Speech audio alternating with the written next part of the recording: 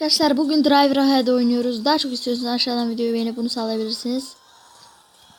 Hemen 2 el falan çekeceğim. Bitecek yani. Uzun olmasın.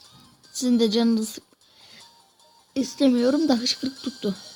Gene o eski kanalda hışkırık tuttu diye bir tane video vardı. Ama artık arkadaşlar yeni kanalım bu yani. O Sami Gün olan adlı kanala video... Abi lanet olsun ya. Allah belanı versin.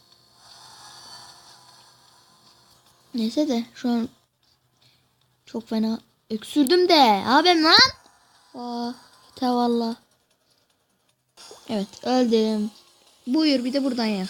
Hemen ikinci yere girelim. Geldim, Allahu Ekber, dur. Lan. Oh tamam öldüm. Neyse arkadaşlar bu videoluk da bu kadar olsun. Yani bir el oynadık. Kendinize bakın. Hoşçakalın. Like ve unutmayın. Bye bye.